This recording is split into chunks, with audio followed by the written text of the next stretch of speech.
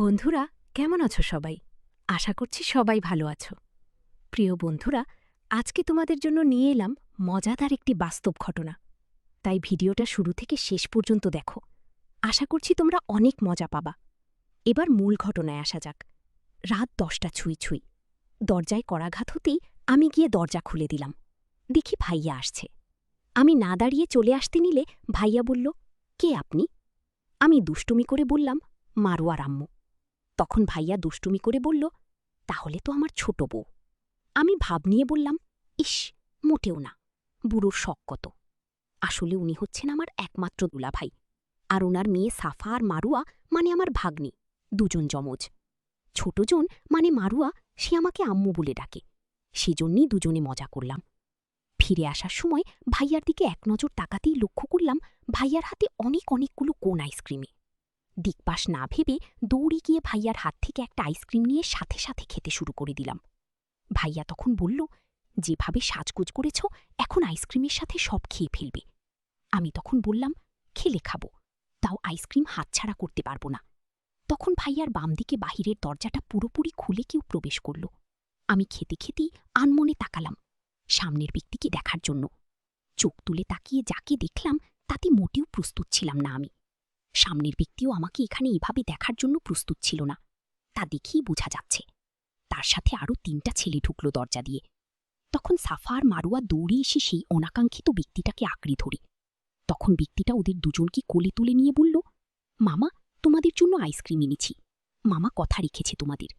এবার বলো, ফ্রেন্ড হবে তো? লোকটার কথা শুনে আমার হাতে থাকা আইসক্রিমের দিকে অসহায় দৃষ্টিতে তাকিয়ে, এই বাসায় যে মেয়েটা কাজ করে লতা, ওকে ডেকে আমার হাতে থাকা আইসক্রিমটা ইঙ্গিত করে বললাম, এটা নিয়ে যাও, আমি একটু খেয়েছি, তোমার ইচ্ছে হলে খাবে, না হলে ডাস্টবিনে ফেলে দিবে। মেয়েটা কোনো বিরক্তি না করে মাথা কাত করে ডানে, তারপর চলে যায় এখান থেকে। তখন ভাইয়া বলে উঠল, সে কি আয়রা, তুমি তো আইসক্রিম খুব পছন্দ করো, তাহলে আইসক্রিমটা খেলে না কেন? আমি তখন অজুহাত দেখিয়ে বললাম, আপনি তো বললেন আমার সাজ নষ্ট হয়ে যাবে, তাই আর খেলাম না।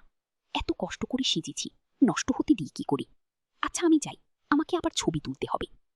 আমার আইসক্রিম না খাওয়ার কারণটা ভাইয়া না বুঝলেও অনাকাঙ্ক্ষিত লোকটা ঠিক বুঝতে পেরেছেন, তা আমি খুব ভালো করে জানি। তাতে আমার কি, আমার খুব আনন্দ আনন্দ ফিলিংস হচ্ছে এতে। রুমে আসতেই আপু বলল, কি রে, এতক্ষণ কি তুললি? তোর ছবি তোলার পর আমাকে সাফা মারুয়াকে খাবার খাওয়াতে হবে, আয় তাড়াতাড়ি ছবি তুলে দিই। আমার এখন ছবি তোলার মুডটাই নষ্ট হয়ে গেছে, কিন্তু আপুকে বলা যাবে না সেটা, তাই বললাম, আচ্ছা তাড়াতাড়ি তুলে দাও। রুমে এক কোনায় গিয়ে দাঁড়ালাম। তখন আপু বলল, এখান থেকে বেশি ড্রয়িং রুমে সুন্দর হবে। আপুর কথা শুনে ব্যতিব্যস্ত হয়ে বললাম, না না, এখানেই ঠিক আছে, কয়েকটা তুললেই হবে। আপু ক্যামেরা অন করে রাখা মোবাইলটা নামিয়ে অবাক চোখে তাকিয়ে বলল, কি ব্যাপার বলো তো, এত কষ্ট করে শাড়ি পরে সেজে গুজে এখন ছবি তোলার আগ্রহ নেই কেন? সেই সন্ধ্যা থেকে লাফালাফি করে শাড়ি পরলি, অথচ এখন মনে হচ্ছে তোকে আমি জোর করে ধরে শাড়ি পরিয়েছি। আপুকে কি করে বলবো আমার এর মধ্যে কি হয়েছে? না না, একদম বলতে পারবো না। আসলে আমার যখন শাড়ি পরে ছবি তুলতে ইচ্ছে করে, তখন রাত 10টা হোক আর 12টাই হোক, ইচ্ছে হলেই হয়েছে, তখনই আমি শাড়ি পরে ছবি তুলতে শুরু করি। এটা আমার সেই স্কুল জীবন থেকেই অভ্যাস বলা যায়, আর সে কারণেই আজকে শাড়ি পরেছি। কি জানতো ভাইয়া কাউকে না জানিয়ে হুট করে সেই অনাকাঙ্ক্ষিত লোককে নিয়ে হাজির হবে। যাই হোক, কোনো রকম কয়েকটি ছবি তুলে আপুকে বিদায় করলাম। অবশ্য আপু এখন ড্রয়িং রুমে গিয়ে নিজেই বুঝতে পারবে আমার মনের অবস্থা। মনে যখন আশাদের ধারার মতো কালো অন্ধকার ছেয়ে যায়, তখন কি আর এসব শাড়ি সাজগোজ ভালো লাগে? একদম লাগে না। আমারও তাই হয়েছে। এই মুহূর্তে বাথরুমে গিয়ে ফ্রেশ হয়ে বেরিয়ে আসলাম। এসে দেখি মারুয়া আমার রেখে যাওয়া আইসিড দিয়ে নিজে নিজে দেওয়ার চেষ্টা করছে। এতে করে কপালে চোখে লিপতে গেছে আইসিড। ওর এই অবস্থা দেখে আমার প্রচণ্ড হাসি পেলেও হাসলাম না, হজম করে নিলাম নিজের মধ্যে। ভিজা টিস্যু নিয়ে ওর মুখমণ্ডল মুছে দিয়ে সুন্দর করে আইসিড দিয়ে দিলাম। তখন রুমের বাহিরে থেকে কেউ ডেকে বলল, মারুয়া মামুনি। কণ্ঠস্বরের মালিককে চিনতে বেশি সময় লাগলো না আমার। রাগে দুঃখে হাত মুষ্টিবদ্ধ করলাম, যার ফলে হাতে ধরে থাকা আইসিডের গ্লাসটা ভেঙে নিয়ে বিঁধে গেল হাতে। সাথে সাথে যন্ত্রণায় কুপড়ে উঠলাম। টুকটুক করে রক্ত ঝরছে। সাদা টাইলস লাল রঙা ধারণ করল। মারুয়া লোকটার কাছে দৌড়ে থেমে গেল। তারপর কি মনে করে আবার আমার কাছে দৌড়ে এসে জড়িয়ে ধরে বলল, মামু থেমে। নিজের বাম হাতটা পিছনে রেখে ডান হাত দিয়ে মারুয়ার মাথায় হাত বুলিয়ে কপালে ছোট্ট বয়স ছুঁয়ে দিলাম। কিন্তু সেই সুরক্ষা হল না। মারুয়া চিৎকার করে বলল, আমি একটু আমি একটু।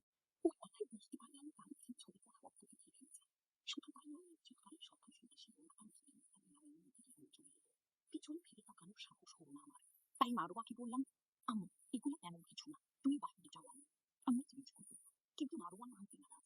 শাড়িতে নজরে ছোট্ট মেয়েকে আমি শেষ পর্যন্ত খুঁজছি যেখানে আমি নিশ্চয়ই কিছু করছি পিছন থেকে লোকটা কি সরে বলল এই এখন লোকটা কথা শুনে মেজাজ কিন্তু এলো না সাথে সাথে একটা ঠান্ডা খুশি নিয়ে হঠাৎ তার দরজ করে মামলা করার পর লোকটাকে পাশ কাটিয়ে দৌড়ে ছাড়তে চাই না লোকটা কোথাও নিজেরই ভুল দাঁড়িয়ে আছে কিন্তু তাকে আমার বন্ধু মাত্র আসে না ছাদের সে সত্যি বিশ্বাস নেই হাতটা হয়তো অনেক গভীরভাবে ভেবেছে কিন্তু নিজেকে খবরটি কত মনে রেখে দিস না আজকে প্রথম কমিউনিটি প্রথমবারের মতো অবশ্যই দেখা হলো এটার সাথে আমি তখন সত্য প্রকৃতি করতে হচ্ছে আপু তো আমার মাস্টারে তো আপু শ্বশুর বাড়িতে বেড়াতে গেলাম বেড়াতে ঘুম থেকে এসে ভাবি কিন্তু ঘরে বলেছি যে ভাইয়ের সাথে সবার খুশি কাজ করতে হচ্ছে আপনার সেভাবে কি হচ্ছে সমস্যা হচ্ছে আমি পড়ে আছি পেশাটা জাদুর সাথে লম্বা পাতলা চুলগুলো সামনে পিছনে সমান ভাবে ঘুরে ছিটিয়ে আছে এই অবস্থায় আমাকে কি মিথ্যে গুলি হতে হবে তার সাথে লজ্জায় মাথা কাটা যাবে আমি আমাকে একটু পেছন থেকে হাঁটা করতে সাথে সাথে সবার মধ্যে আমার আমি নিজের কমিশে বলে চাপকে দিলাম কিন্তু কথা হচ্ছে কি আমি তো বাথরুমে যাবে কি হবে এদিকে সময় আমার সময় চলে যাচ্ছে তাই কিন্তু যেটি সিদ্ধান্ত নিলাম রুজু করতে যাবে কারোর জন্য আমার কোনো কাজা করতে পারি আপনি জনগণরা হাতের বাম পাশে একটা বাথরুম টয়লেটের সাথে কথা বলেন আপনার ভবিষ্যতে এসে সকাল কিছু দেখা যাচ্ছে টয়লেট বা বাথরুমে আসা যাওয়া করবে তো দরজা খুলে চুপ করে আমি দৌড়ে চলে যাবো বাথরুমে ঠিক তাই করলাম একটা বছর আমি দৌড়ে বাথরুমের সাথে দরজা বন্ধ করে দিলাম একটা বছর মাথা হারিয়ে ডাকতে যাবে পরিচিত একটা পুরুষকে দেখে এক চিৎকার দিতে গিয়ে একটা শব্দ চিঠি খুলে আমার খবর দিলাম চোখ পাখিটা আমার মুখটার দিকে একটা পা ডাল ঘরে ছাড়া পৌঁছে যাবে লোকজন শুনে নিন্দা পাবে আমি এই দরজা ভিতর থেকে লক করে দিই কিছু লড়ে যায় না কিন্তু টাকার সুযোগ না দিয়ে বাথরুম থেকে বেরিয়ে গেল তাই আমি দরজা লক করে দিলাম আসলে আমি যাবে আপনার শ্বশুর বাড়ি তৈরি করা কিন্তু ভাইয়াকে বলতে বলেছি ভাইয়া গ্রামের এক প্রান্ত অধিকারীর বাড়ি এর পর থেকে ঘন ঘন তাকে আসতে দেখা যেত ভাইয়াদের বাড়িতে তারা অনেকে আমাকে অপেক্ষা করে চলতে কেন আমি যখনই এড়িয়ে উঠি ঘুরতাম তখনই তার দেখা যেত কিন্তু একজন বিপন্নবেলা জল বেরিয়ে সকালে শুনে শুনতে বেরিয়ে আমাদের খেয়েছি অফিসে যাও গান করছো তুমি খেয়েছিলাম খেয়েছি আকস্মিক জিনিসে লেখক শব্দ পেলে একদিন থেকে পড়ে গেল পড়বে মোবাইলটা হাতে থেকে পড়ে কোথাও যেন ছিটকে গেল আর আবার মাথা কাটিয়ে আপনি খেতে গেলে চলে রাস্তায় মাথা থেকে রক্তে হাতে নিতে শুরু করল ফিরেছিলাম শব্দ সাহায্য চাপতে বসে তখন কিছু ছিল না ডক্টর দ্রুত পায়ে ছুটে এসে আমায় বাজা করে পুলিশের সাথে নিয়ে হসপিটালে রওনা করে কিন্তু এরপর ইকরাকে হসপিটালে দেখি মাঝে মাথা বন্ধ করতে থাকে আমার যাই জানো তাই কথা শুনে হসপিটাল থেকে বিদায় করেছিলাম সেদিন ভাইয়া নিজের মুখে বলেছিল আইরা কাজটা যদি ঠিক করো না এভাবে ওকে অপমান না করিয়ে পারত কিন্তু তার উপকার স্বীকার করতে হয় সেখানে কিনা ভাইয়া আমি ডিজিটাল হসপিটালে ফিরে থেকে পরে রাতে থেকে জানতে পারলাম একটা বিদায় কাছে ফুলগাড়ি তার থেকে খেয়েছিল যখন ব্যবস্থা দেখি এখন মুখ্যমন্ত্রী রবি আসে আমাকে লিখা প্রতিদিন কিন্তু ছাদের কারণে কেবল স্মৃতিগুলো মেনে মেনে বিচরণ করছি হঠাৎ পাশে একটা ছায়া মানুষের দিকে নজর থেকে মনে করে ভাইয়া এসেছি